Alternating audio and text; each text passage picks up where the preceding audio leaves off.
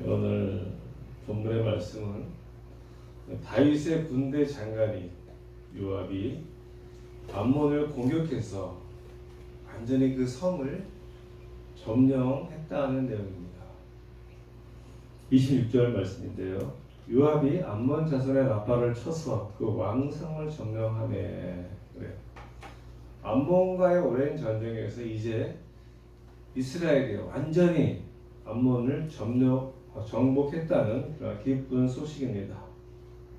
요압이 이렇게 자신의 공격을 해서 암몬성을 공격을 해서 암몬의 수된 라빠를 점령한 이후에 전령을 다윗에게 보냅니다. 그리고 마지막 승리의 장식은 그 라빠 성으로 입성하는, 적의 중심부로 입성하는 그 영광은 다윗 왕이 와서 누리라고 합니다. 27절로 28절 말씀인데요.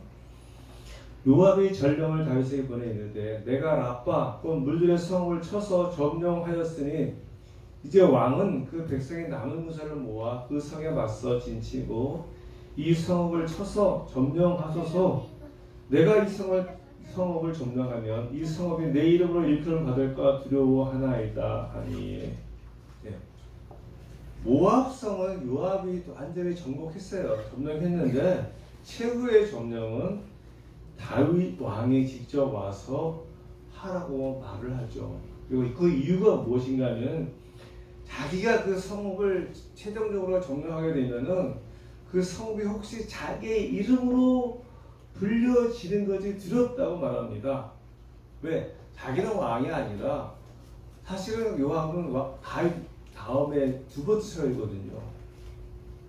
자기가 사실 점령에 큰 문제가 없어요. 그죠?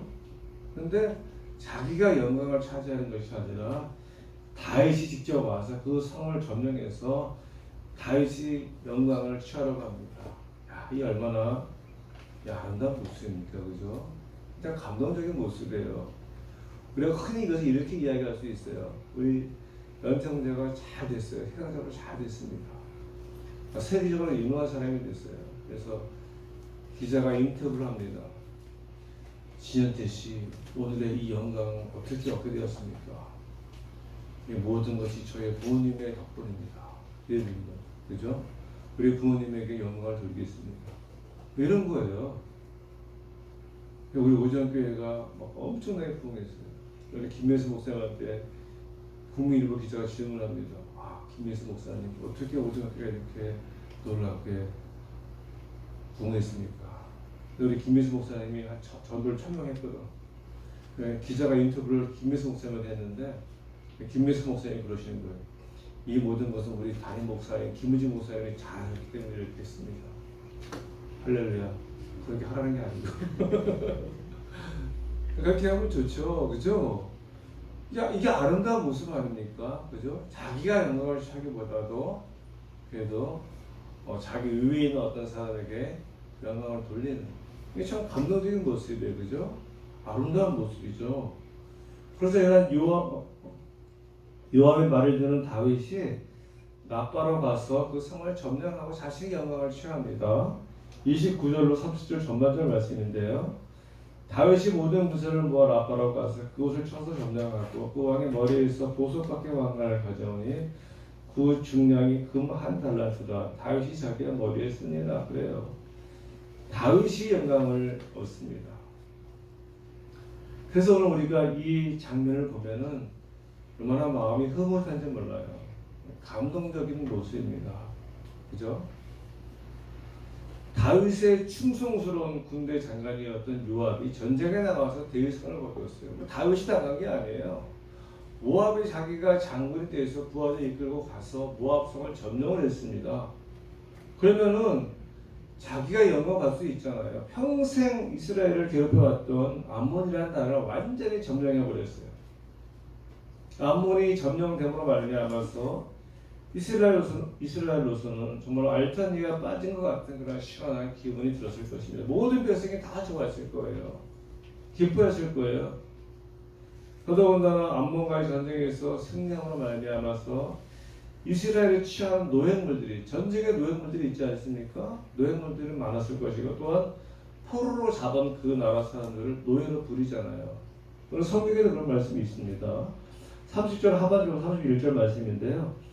다윗이 또 그 성읍에서 노략한 물건을 무수히 내어고 그 안에 있는 백성들을 끌어내어 톱질과 썰어질과 철 도끼질과 벽돌구이를 그들에게 하게 하니라. 암몬 자손의 모든 성을 이같이 하고 다윗과 모든 백성이 예루살렘으로 돌아가니라.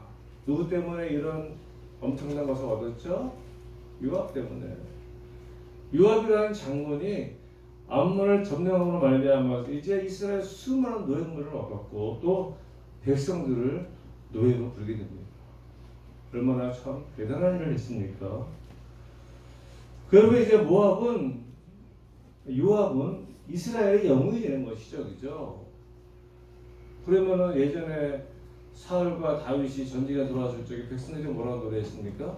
사울이 죽인 자는 천천히요, 다윗이 죽인 자는 만만이로다. 이제 좀 바뀌어야 돼, 그죠?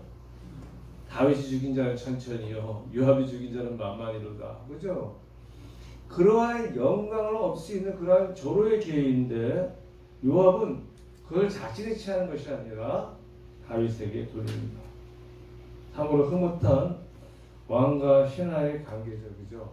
자신을 낮추고 자신의 모시는 왕을 높이는 요압의 모습을 보면서 우리는 오늘 내용 가운데 참으로 감동적인 모습을 볼 수가 있습니다.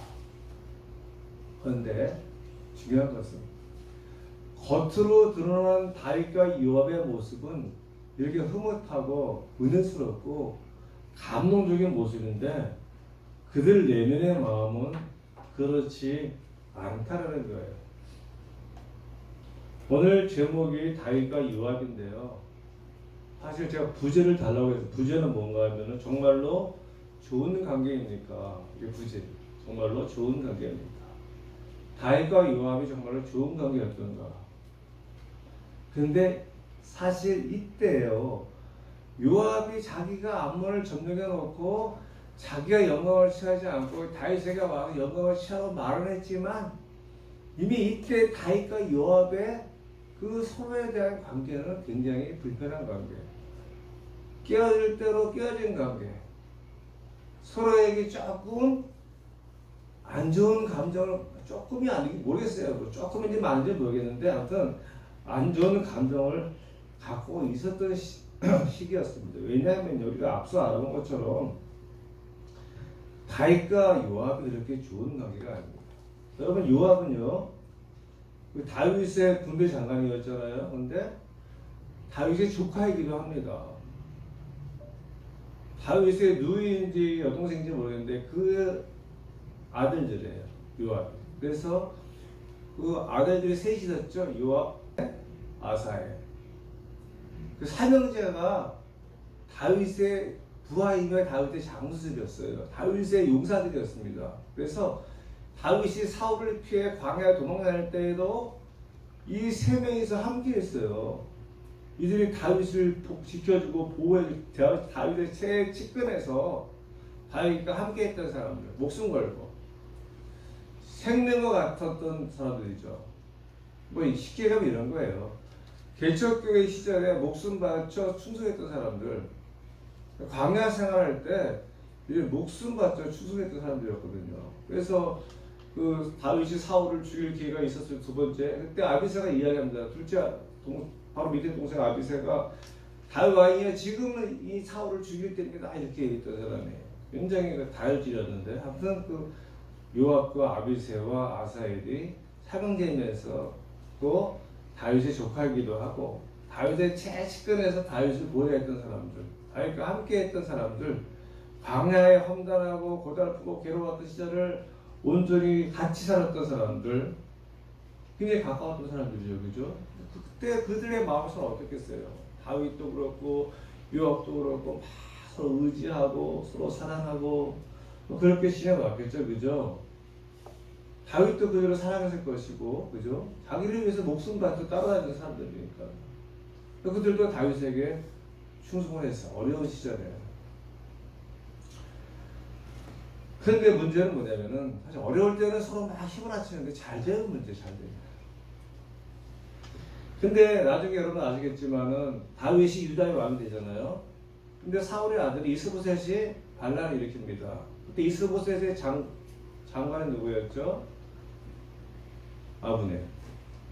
아브넬이 사울의 아들 이스보셋을 끼고 다윗을 반역해서 따로 이스라엘을 나라를 세우지 않습니까?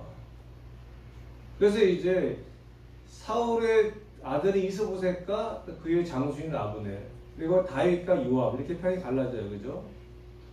근데 나중에 이제 그 아브넬이 이스보셋을 배신하고 다윗에게 투항이 옵니다.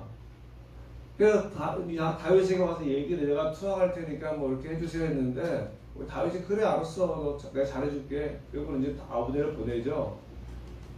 그런데 이 요압이 전쟁터에 나갔다가 들어오니까는 부하들이 그 얘기를 하는 거예요. 아브넬이 왔는데 다윗 왕이 그를 살려서 보내주었다. 그러니까 요압이 열받았어요. 왜 열받았죠? 자기의 막내 동생 아사엘이 아브넬이 죽임을 당했잖아요. 이스보셋과의 전쟁 가운데서, 그죠? 그러니까 이제 요압에게는 아브넬은 원수예요. 자기 막내 동생을 죽인 원수. 물론 또 유다의 원수이기도 하죠. 이스보셋이 사울의 아들이 이스보셋이 반역을 깨워서 이스라엘 나라를 세웠으니까는 다윗에게도 원수고 자기에게도 원수예요. 근데 그런 아브넬을 살려줬다고? 이게 뭔 소리야? 그죠? 이게 멍미거든. 이게 멍미래. 이게 뭐야? 이 아버지 열받았어요. 요압이 열받았어요. 그래가지고 다윗에게 와서 이렇게 이야기해요. 요압이 왕에게 나아가 이르되 어찌하심이니까? 따지는 거예요, 왕한테. 뭐 따질만 하죠. 아브넬이 왕에게 나아왔거늘 어찌하여 그를 보내 잘 가게 하셨나이까? 왕도 아시려니와 내레의 아들 아브넬이 온 것은 왕을 속임이라. 그가 왕이 출입하는 것을 알고 왕이 하시는 모든 것을 알려 하느니이다 하고 아브넬이 요압이 막 화가 나가지고 다윗에게 막 따지는 거예요. 사실 이게 굉장히 불손한 짓이잖아요, 그죠? 어떻게 감히 군대 장관이고 왕정 시대 때 왕한테 이렇게 할 수가 있어요. 근데 요압도 한번 열을 많이 받은 거야. 그리고 거기서 이제 한번 따지고 말면 되는데 왕이 섭섭합니다. 다윗 왕이요. 그러실 수가 있습니까? 저와 우리 동생 둘이 정말 당신을 위해서 평생을 지금 목숨 바쳐 당신을 지켜주고 당신과 함께 했는데 그런데 우리 막내 동생 아사엘이 그 인간한테 죽임을 당해가지고 제가 막 평생 이렇게 한이었는데 그런데 걸리기만 하면 내가 죽여버려야지 했는데 아니 왕이 그걸 살려버려 주다니요. 그게 말이 됩니까? 그죠? 그렇잖아요. 말이 안 되잖아요. 요압 입장에서 그게 말이 안 되는 거예요. 따졌어요. 따지고 섭섭하고 막 힘들어도 그냥 왕이 한 거니까 내가 뭐 어쩔 수 있나 하고 그냥 포기하면 됐는데 요압이 어떻게 했어요? 전령을 보내가지고 다시 아브넬을 불러옵니다. 거짓말 시켰겠죠. 왕이 부른다든지 다윗이 너 다시 오라고 한다든지 불렀어요. 다윗도 모르게. 그래가지고 어떻게 했습니까? 요압이 아브넬을 죽였잖아요. 그리고 그것으로 끝이 나면 괜찮은데 그래 다윗도 그래 내가 살려줬는데 이 요압 장군이 지 동생 죽은 거 너무 한이 맺혀가지고 그냥 아버지를 죽였구나. 어차피 저놈은 우리 편이 아니니까 뭐 잘 죽었다 이러면 되는데 다윗이 어떻게 했어요?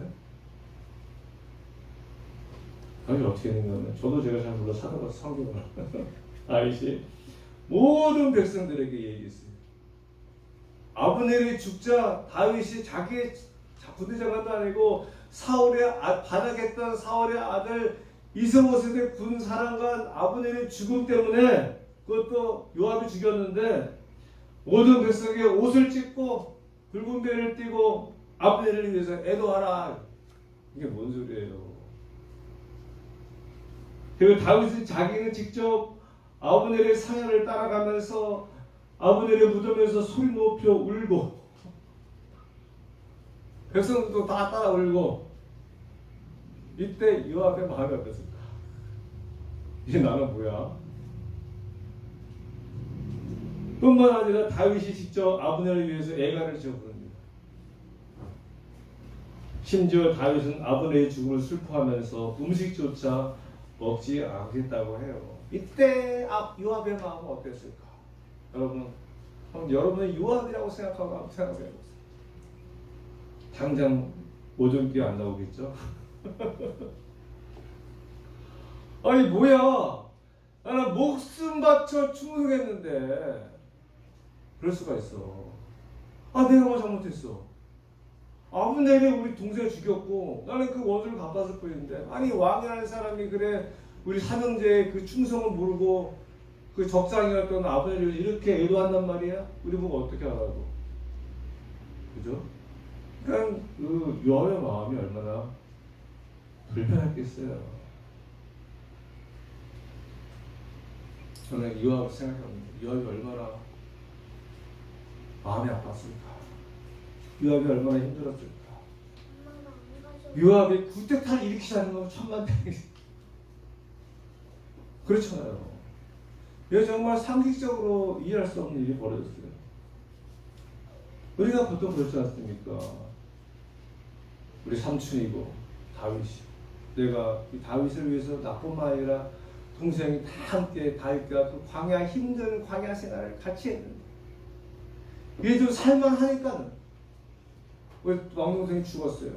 내가 너무나 원통해서 이 원수를 죽여버렸는데 이 왕이라는 사람은 자신을 칭찬하기는 하냐 자신의 막내 동생을 죽이는 원수를 위해서 온 백성과 함께 애도하고 애가도 지어 부르고 밥도 안 먹어서 슬퍼하다니. 그럼 나는 뭐야? 그죠? 아마 요압은 다윗을 정말로 이해할 수 없었을 것입니다. 근데 요압의 입장이죠. 요압의 입장. 아 정말 내가 저 인간을 위해서 충성해야 한단 말인가? 이런 생각이 들 수도 있어요. 내가 자기한테 어떻게 해야 되는데 이런 식으로 나를 대하다니. 근데 다윗은 다윗대로 또 굉장히 서운했던 모양이에요. 자기의 말도 듣지 않고 자기는 생각이 있어가지고 생각이 있었죠. 다윗 생각은 어차피 유다와 이스라엘이 한 나라가 되어야 되기 때문에 아브넬과 이스라엘을 적으로 만들고 싶은 것이 아니에요, 그죠? 비록 이제 그 자기 사랑하는 조카 아사엘을 죽이고 그런 건 있지만 그런 개인적인 감정을 다 떨쳐버리고 대의적인 명분으로, 그죠? 우리 나라와 민족을 위해서 내가 그런 사소한 개인적인 감정을 다 절제하고 이스라엘과 화평하게 지내기 위해서 내가 적정 아브넬을 죽이면 안 되지 이런 생각이 있었어요. 그래서 아브넬을 이렇게 아브넬이 좋아서 그런 것이 아니라 정치적인 이유로 아브넬을 잘 대해줬던 것입니다. 그런데 그것도 모르고 요압은 개인적인 감정으로 아브넬을 죽여버렸거든요. 그럼 다윗도 화가 난 거죠. 또 자신도 모르게 사실 허락도 받지 않고 다윗이 열받았어요. 요압도 열받았지만 다윗도 열받았어요. 다윗이 그 신복에게 이렇게 말을 합니다. 신복에게 내가 기름 부음을 받는 왕이 되었으나 오늘 약하여서 수르야의 아들은 이 사람들을 제어하기가 너무 어려우니 여호와는 악행한 자에게 그 악한 대로 갚으실지로다. 저주한 거죠. 그죠? 수르야의 아들들이 바로 그 수르야의 자기 누이거든요. 요압과 아비새와 아사엘. 하나님께 기도하는 거예요. 악한 저들에게 그 악한 대로 갚아 주옵소서. 요압은 요압대로 마음이 상했고 다윗은 다윗대로 마음이 상했어요. 그러니까 그 광야 때는 너무 좋았는데 왕이 되고 군사령관이 되다 보니까 이런 불편한 관계가 생겨버린 겁니다. 그리고요, 또 이제 유다와 이스라엘이 아주 통일됐잖아요, 그죠? 통일됐는데 그때 첫 군사령관으로 누구 임명했습니까? 요압을 그래도 다윗이 임명했어요. 요압을 첫 군사령관으로 임명하고 또 요압은 또 열심히 충성을 합니다. 근데요, 바로 오늘 본문 이전에 어떤 사건이 일어나죠? 오늘 본문 이전에 다윗과 바세바 사건이 일어나죠, 그죠? 이미 우리가 알아본 것처럼 다윗과 바세바 사이에 아이가 생기게 되고 이것을 알면 다윗이 자신의 죄를 숨기기 위해서 바세바의 남편의 우리아를 죽이도록 합니다, 그죠? 누굴 시켜 죽이도록 하죠? 요압을 시켜서. 바세바의 남편 우리아의 손에 편지를 줘서 요압에게 보냅니다. 그죠? 요압의 편지를 보고서 그 우리아를 사지로 몰아가죠. 우리아의 죽음을 정확하게 아는 사람 누구죠? 한 두 사람이죠. 누구죠? 다윗과 요압. 물론 이제 그 요압이 다윗과 바세바 사이에 어떤 일이 일어나는지는 모를 수 있어요, 그죠? 근데 우리아를 그 사지로 보내서 의도적으로 죽게 한 것은 요압이 아는 거죠, 그죠? 어쩌면 만약에 다윗과 바세바 사이에 지은 죄로 말미암아서 우리아를 죽인 것까지 알면은 다윗을 보는 요압의 마음이 어땠을까요? 다윗을 보는 요압의 마음. 자신의 동생을 죽이는 원수를 살려보냈던 사람. 더군다나 그 원수의 죽음을 슬퍼하면서 애가를 지어서 불렀던 사람. 게다가 자신의 충성스러운 부하장서 우리아를 아주 비열하고 악랄한 방법으로 죽인 사람. 이 사람이 바로 요압이 아는 다윗의 모습이죠. 이해가 되시죠? 이 사람이 바로 요압이 알고 있는 다윗의 모습.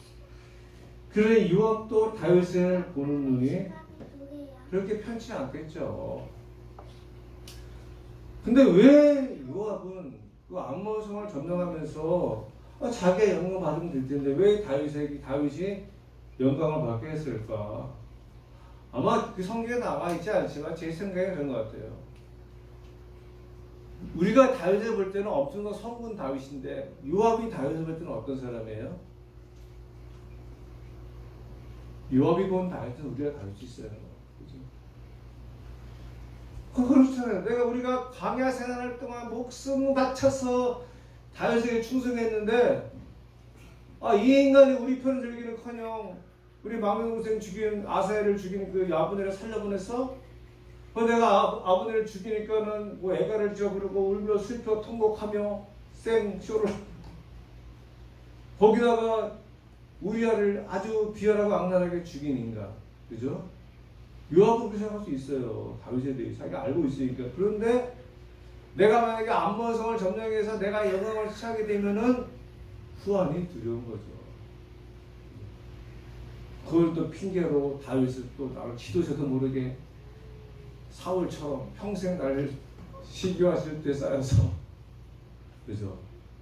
이 관계가 그렇게 멀게 좋은 관계가 아닌 거죠. 삼촌이면서 조카이면서 가족, 친족 관계인데 또 임금과 군사관과의 관계인데 그렇게 좋은 관계가 아니에요. 오늘 본문의 말씀을 보면 겉으로만 보면 굉장히 감동스럽고 은혜스러운 모습 같지만 사실 그 속으로 들어가 보면은 불편한 구석이 많은 것입니다. 그런데 우리의 삶에도 이런 관계가 얼마나 많이 있습니다. 부부만 모양만 무늬 이런 거잖아요. 아닌가요? 무늬만 부부? 죄송합니다. 무늬만 부부네. 이런 말 있죠. 그러니까 부부가 정말로 부부가 어떤 사이죠? 서로 사랑하고 지지하고 격려하고 그래줘야 될 관계인데 그냥 무늬만 겉으로 볼 때 무늬만 부부라는 것이죠. 우리 진지사님과 이건사님이 맨날 집에서 싸우는데 교회에 올 때만 아주 사랑하는 마음 모습으로 오는 거예요. 그렇다는 게 아니고요. 싸우기도 하죠. 저희 부부도 그래요. 집에서만 싸우는 줄 알고 와서는 그냥 아닌 것처럼. 근데 이게 겉으로만 이렇게 막 행복한 척하고 속으로는 전혀 아닌 그렇게 살지 말라는 거죠. 다윗과 요압의 관계가 그런 관계예요. 물론 처음에는 좋았겠지. 처음에는요. 광야 생활 좋았는데 이게 지내다 보니까 그런 불편한 관계가 되어버렸습니다. 겉으로는 행복해 보이는 부부 같지만 실제로는 다윗과 요압처럼 살아남아 얻는 그런 관계일 수가 있고요. 부모와 자녀가 사랑으로 정말로 하나 되어야 하는데 가면 갈수록 물과 기름이 될 수도 있어요. 그죠? 우리 제유제아가 지금은 얼마나 엄마 아빠를 좋아하고 사랑하고 우리 믿을 거는 엄마 아빠밖에 없어요. 내가 의지하고 기댈 사람은 엄마 아빠밖에 없어요. 엄마 보면 아빠 보면 너무너무 좋아요. 우리 연태 형제와 수현제가 마찬가지 제유제아 보면 너무나 좋아 기분이. 근데 어느 날 중2가 되고 중3이 사춘기가 되면서 점점 멀어져가고 이건 자식이 아니라 원수가 되어버리고 자식이 원수야? 이런 거 있잖아요. 근데 그것이 정말 나중에 철이 들어서 이놈들이 철이 들어서 다시 사랑하고 지지하고 격려하는 그런 관계가 돼야 되는데 유아가 다윗처럼 되는 그런 일이 있잖아요. 부모는 너희 시기 호적에서 빼버리자. 엄마 아빠 보지 않을 거야. 보기 싫어. 나가는. 그래서 평생 자식과 부모가 거울도 안 보고 사는 그런 일이 있어요. 그죠? 그게 마음이 아픈 거예요. 다윗과 요압을 보면서 우리의 삶의 정황을 봅니다. 서로가 진심으로 통해야죠. 목회자와 성도간에도 마찬가지죠. 겉으로는 요압처럼 목사님이 영광을 차지하세요 라고 말하지만 속으로는 전혀 그러길 원하지 않는, 그럴 수 있어요. 그죠? 그러니까 목회자들은 또 뭐 성도를 사랑한다고 하지만 다윗이 요압에게 가지고 있는 마음처럼 불편한 마음을 가지고 있을 수도 있습니다. 다른 사람과의 관계에서도 겉으로는 아무런 문제가 없는 것처럼 보이지만은 속으로는 불편한 마음을 가지고 지낼 수 있죠. 이렇게 살아가는 모습이 우리의 삶의 행복을 빼앗아가죠. 그죠? 삶의 행복이 없잖아요. 부부간에, 부모와 자녀간에, 교회 안에서, 또 다른 사람의 관계 속에서 물과 기름처럼 겉으로는 해가지고 웃고 막 그러는데 속으로 아니야. 겉과 속이 다른 것이죠. 지금은 요압과 다윗의 모습이 이런 모습이에요. 다윗은 요압을 저주하고 요압은 다윗에 대해서 아주 저 인간이 어떻게 예수님의 하나님의 마음이 아파져야 하면서, 그리고 결국 어떻게 되죠? 다윗과 요압의 관계가 깨지고 말죠. 그죠? 정말 서로 기대고 지지하고 위로하고 서로 하나가 되어서 얼마나 고생을 해서 광야에서 평생 서로 지지고 볶고 서로 행복하게 해줘야 되는데, 뭐 앞서 말씀드린 것처럼 우리 오절교회가 개척기 시절에 20년 동안 20년이 다 돼가는데 우리끼리 막 지지고 볶고 막 힘들었잖아요. 그죠? 정말 서로가 교회를 위해서 헌신했잖아요. 근데 이제 500명이 되고 1000명이 됐는데 우리 다 강에 깨져버렸어. 그것만큼 불행한 일이 어디 있습니까? 가능할수록 더 좋아져야죠. 할렐루야. 네. 우리 교회가 1000명이 되고 10,000명이 돼도 우리 관계가 좋아져요. 그러려면은 우리 안에 그 진정성이 있어야 돼요. 이렇게 늘상 만나는 진정성. 그냥 형식적으로 그냥 집사님 안녕하세요, 권사님 안녕하세요, 이게 아니에요. 정말로 뭐 사랑하는 마음. 그거 안에 우리 안에 그게 없으면은요, 다윗과 요압처럼 되는 거예요. 이미 다윗은 요압을 저주했어요. 자기의 군사령관이었지만은 군사령관이면 자기가 신임하고 지지하고 그죠? 다윗도 조카인데. 근데 이게 아니거든. 요압도 마찬가지죠.